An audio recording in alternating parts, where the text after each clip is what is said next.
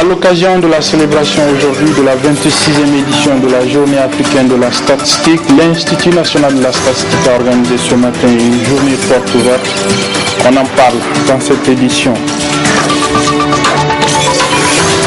Et puis les enseignants membres de la section régionale de Tillabéri du syndicat national des enseignants contractuels et fonctionnaires de l'éducation de base ont battu le pavé hier à travers les rues de la capitale du fleuve.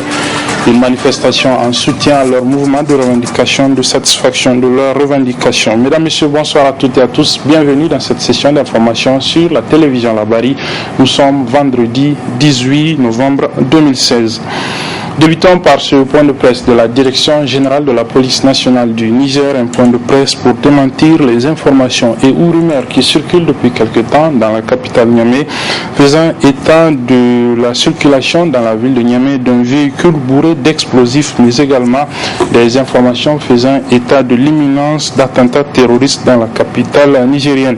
La police nigérienne a donc investigué sur ces informations et ou rumeurs et il s'est avéré que tout cela est de intoxication. Je vous propose de suivre le porte-parole de la police nationale, l'officier de police Adili Toro. Un message est en train d'être véhiculé sur les réseaux sociaux faisant état d'un véhicule de marque Toyota rouge fermé, immatriculé 8C6790RN. Ces véhicules seraient bourrés d'explosifs. Aussitôt informés, les services compétents de la police nationale ont pris en charge la question. C'est ainsi que le véhicule a été retrouvé et inspecté.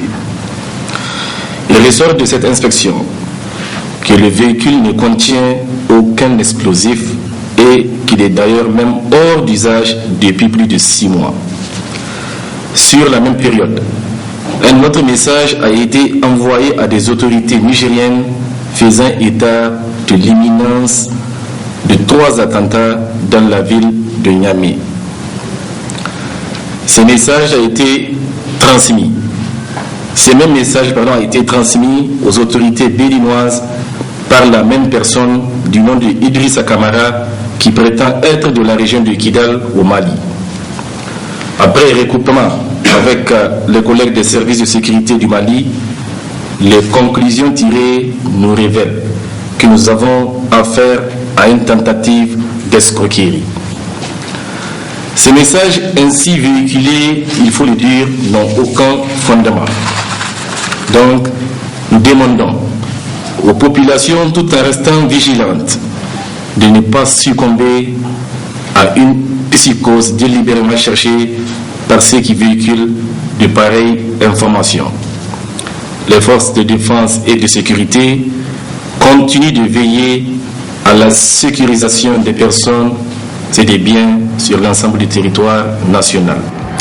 Les événements dramatiques de Bangui dans le département de Madawa, région de Tawa, ont été au centre d'une déclaration cet après-midi du Bureau exécutif national de l'Organisation de défense des droits et libertés humains ODLH.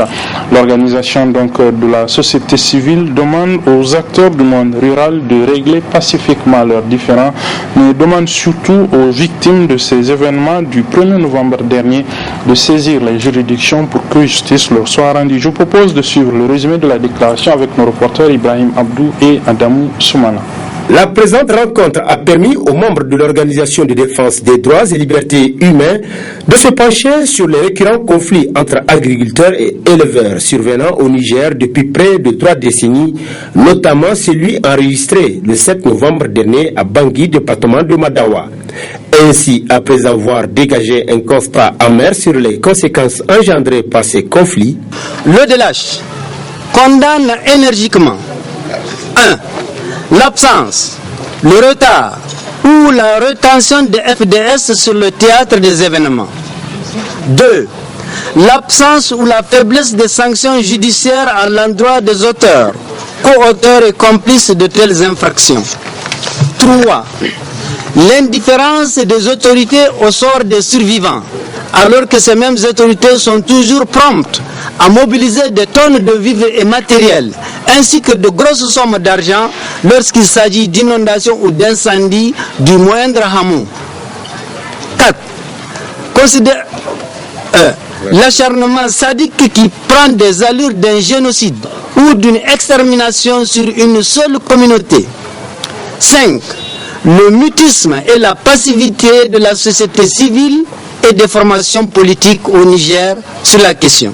Face à cette situation, l'OLDH interpelle et recommande de prime abord des autorités compétentes l'application implacable et immédiate des textes en vigueur pour des sanctions fermes à la hauteur des actes dramatiques prémédités commis. 2. La mise à la disposition des victimes d'une indemnisation conséquente et intégrale. 3. La mise en place d'un système de surveillance et de contrôle permanent destiné à prévenir et à gérer les conflits. 4. Interpelle les autorités compétentes et prend l'opinion nationale et internationale à témoin quant à la responsabilité de l'État en matière de garantie du droit à la vie et de la protection des personnes et de leurs biens. 5.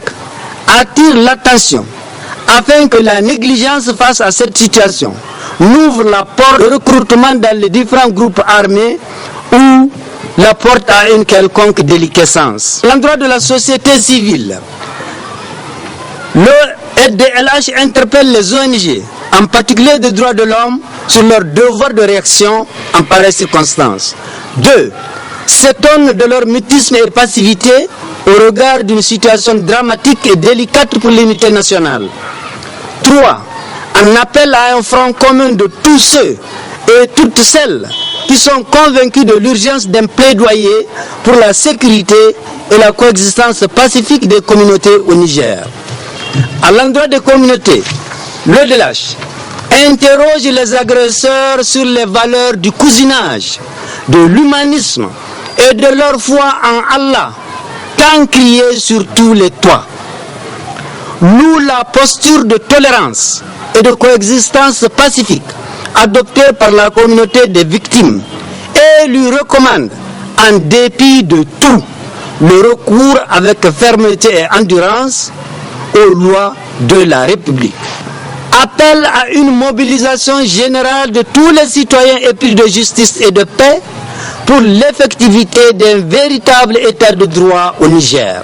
Occasion pour cette association de présenter ses condoléances aux familles des défunts tout en souhaitant un prompt rétablissement aux blessés. Nous vous parlions déjà dans un reportage en début de semaine de la question ou bien des questions que se posent beaucoup de Nigériens relativement à l'investissement dans les rails et surtout l'utilité de la construction de ce tronçon du rail entre Niamey et Dosso. Aujourd'hui, nous vous proposons un autre constat, celui sur les rails qui sont devenus, du fait de la non-utilisation de ces rails, donc devenus à certains endroits des tas d'ordures. C'est un constat signé Nasser Sedou et Ousmane Sédiko. Tout ça pour ça, serait-on tenté de dire au regard de l'état actuel dans lequel se trouvent les rails du train soit de Bolloré ou du Niger, un détournement d'objectifs tellement envahi par ces ordures. Les riverains tout de même relativisent. Cet ouvrage ne peut que nous avantager, mais les gens déversent les ordures, c'est pour cela que ces mêmes gens-là doivent y veiller pour en empêcher de déverser à l'avenir les ordures. C'est un recul en cas de dégradation de ces rails.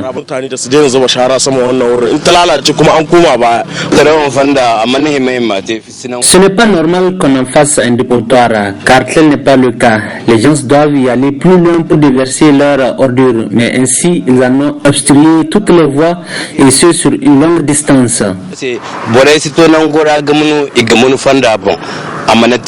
Dans un tel état pitoyable et on ne peut plus lamentable, pour eux les responsabilités sont à partager.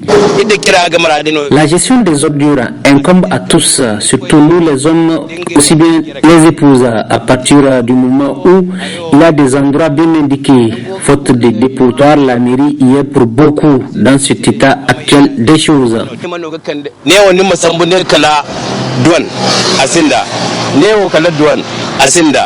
Ces rails, qu'ils soient de Bolloré ou du Niger, ils auront quand même assez coûté aux contribuables nigériens, mais dont à l'épreuve des faits ne sont d'aucune utilité, faisant confirmer les dires selon lesquels dès au départ, c'est une autre façon d'amuser la galerie.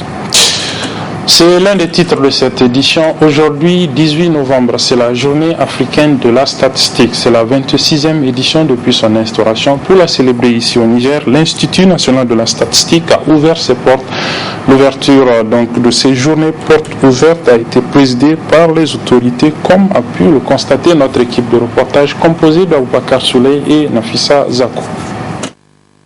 Cette journée porte ouverte qu'organise l'Institut national de la statistique INS à l'occasion de la célébration de la 26e journée africaine de la statistique s'inscrit dans la stratégie de communication de l'INS. Objectif faire mieux connaître et partager leurs expériences. À quoi servent les statistiques effectivement? Les statistiques sont des outils nécessaires et indispensables pour le processus d'aide à la décision, pour l'élaboration, la mise en œuvre et le suivi-évaluation des politiques et programmes de développement. Les statistiques sont des instruments pour chacun de nous, pris individuellement, pour fournir des éléments et nous éclairer dans nos choix et nos décisions au niveau de nos ménages et aussi au niveau individuel. Les statistiques sont essentielles pour connaître les préoccupations des populations afin de les prendre en compte pour améliorer leurs conditions de vie. Les statistiques sont nécessaires pour bien comprendre l'évolution de notre économie. Les statistiques sont un précieux outil pour les partenaires techniques et financiers pour mesurer et évaluer l'utilisation des fonds d'assistance et d'aide qu'ils allouent au gouvernement et aux ONG et associations. La principale mission de l'INS, c'est donc de mettre à la disposition des principaux utilisateurs des données statistiques fiables et de qualité pour les aider à prendre les décisions appropriées. Au menu, plusieurs activités pour marquer cette 26e journée autour du thème dont le choix n'est pas fortuit. La journée africaine de la statistique que nous célébrons aujourd'hui a pour thème le renforcement des statistiques économiques au service de l'intégration régionale, de la transformation structurelle et du développement durable. Pourquoi ce thème a-t-il été retenu?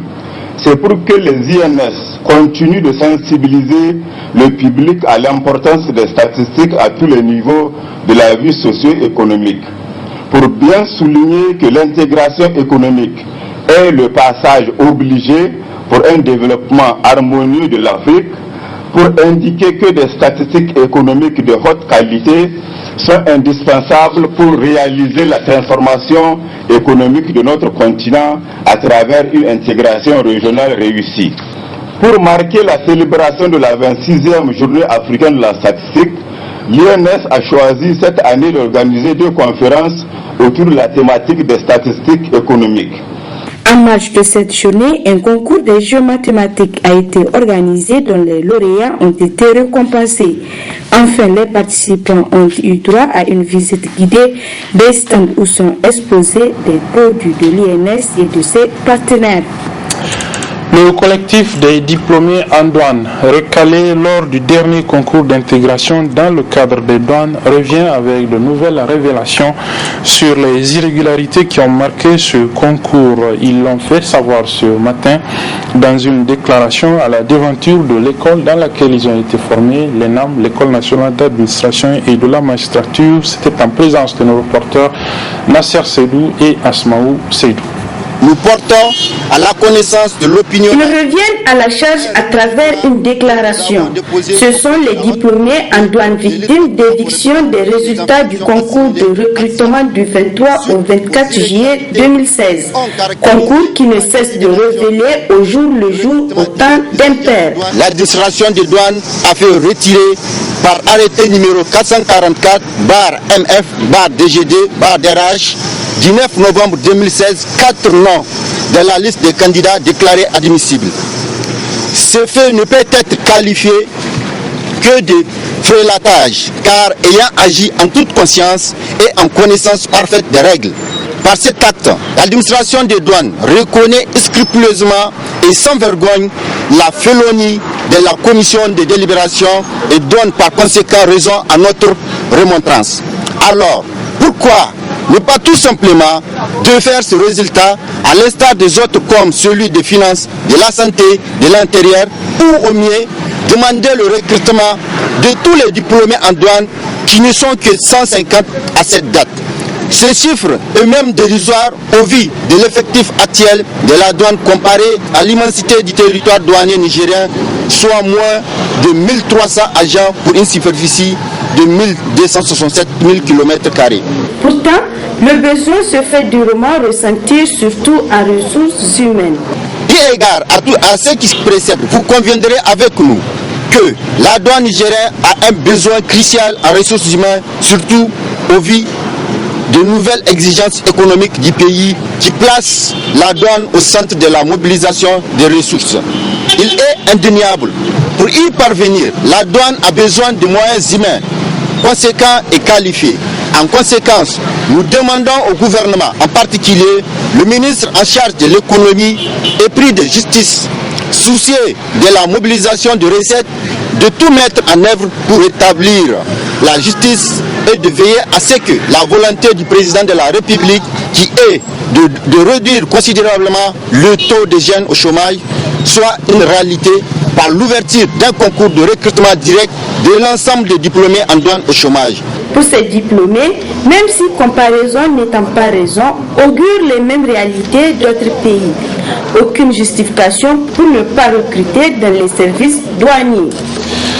Fin ce vendredi de la grève de 3 jours des travailleurs nigériens de la China National Petroleum Corporation, la société qui extrait le pétrole nigérien, un mouvement qu'ils ont engagé pour amener les responsables de cette compagnie, cette compagnie chinoise plutôt, de mettre fin aux discriminations entre agents nigériens et chinois notamment. La grève est finie sans que les responsables de la société ne les appellent et à l'heure du bilan, ils se disent satisfaits et toujours disponibles au dialogue. Hassan Saleh Mustafa et Aboubakar Souley pour le résumé. Après un arrêt de travail de 3 jours sans succès le 15, 16 et 17 novembre dernier, les travailleurs nigériens de la CNPC-NP reviennent à la charge et éclairent l'opinion nationale de la mauvaise volonté de leurs responsables et de l'inspecteur régional de travail de Niamey d'engager des négociations entre les deux parties.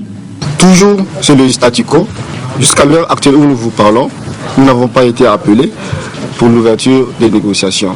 Et pour vous dire que le problème à l'ouverture de ces négociations, nous disons que c'est l'inspecteur de travail de la région de Niamey. Pourquoi nous disons que c'est l'inspecteur de travail de la région de Niamey?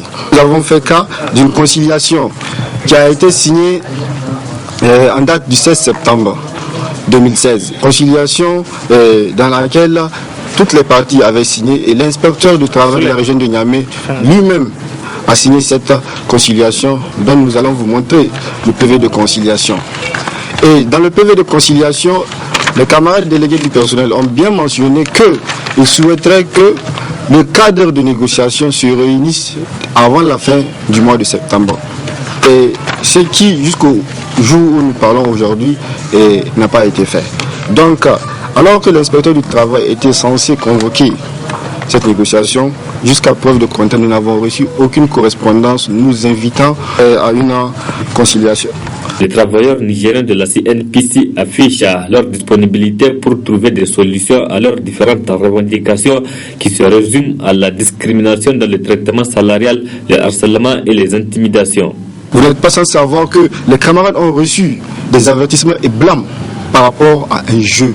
Le jeu était volontaire pour ceux qui le désiraient. Et donc, dans ce jeu, c'était un apprentissage de langue chinoise qui a été initié par l'employeur il y a quelque temps et que l'employeur nous invitait à participer à un jeu de langue. Et donc, les camarades ont décidé de ne pas participer à ce jeu. Alors, à l'issue de cela, les camarades ont reçu des avertissements et des blâmes.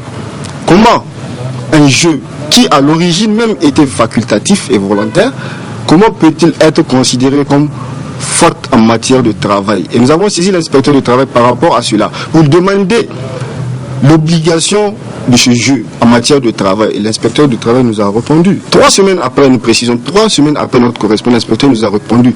Et dans cette réponse, il a traité notre porte-parole de soi-disant porte-parole des délégués. Au vu de la gravité de la situation dans les services de la CNPC, les travailleurs nigériens de la CNPC demandent l'implication du président de la République, Issoufou Mahamadou, pour pouvoir débloquer ce problème dans l'intérêt national.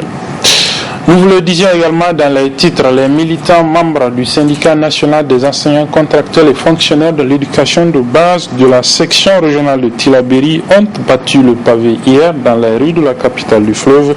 Une manifestation en appui au mouvement de revendication engagé par le bureau national du syndicat pour exiger du gouvernement la satisfaction de plusieurs des revendications du SINASEF. Je vous propose de suivre le résumé de cette marche avec notre reporter Ousmane Sédiko.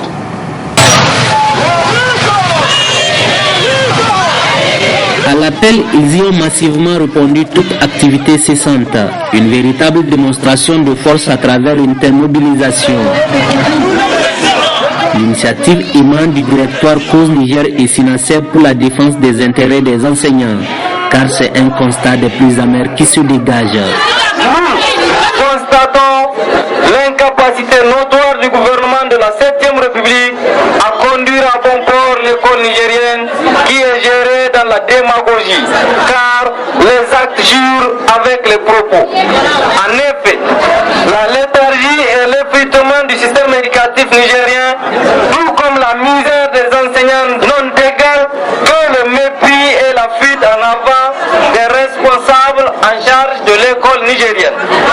C'est pourquoi nous, militants et militantes de Cause Niger et SINASEF de Tillabéri, exigeons des autorités le paiement de tous nos arriérés de pécule et salaires et le virement des 10 montants dans nos mutuelles et banques concernées. L'arrêt de toute forme d'intimidation et de menace à l'endroit de nos camarades. Le remboursement des prestations familiales à tous les ayants droit à la CNSS. Le départ sans délai du zéro directeur départemental de l'éducation de Tillabéri à cause de la mauvaise gestion de l'école dans sa sphère de compétences. Les menaces sans cesse répétées à l'égard des enseignants et le refus de collaborer avec les partenaires que nous sommes. La base faisant chorus derrière le bureau, ce dernier n'entend jamais couler les Chines, car estimant en avoir assez supporté et encaissé. Il faut investir dans les enseignants pour avoir la qualité tant recherchée. Et c'est pour cela que nous continuons à interpeller le gouvernement de la 7e République, qu'ils comprennent qu'aujourd'hui, le monde entier les regarde. Le monde entier a les yeux braqués sur le Niger. Du fait que l'éducation va mal. Et aujourd'hui, ils vont endosser la responsabilité de tout ce qui adviendra dans le secteur de l'éducation. Il est clair pour nous que nous n'allons jamais reculer parce que nous ne pouvons pas bénéficier du soutien de notre base et vouloir faillir par rapport à la défense des intérêts. Une marche pacifique actée par les autorités régionales, ce qui justifie la réception du mémorandum, lesquelles autorités en retour y ont promis un dominant heureux aux justes et légitimes revendications de ces enseignants. La marche pacifique intervenue à Tillabéri fait suite à celle organisée dans la région du Dosso.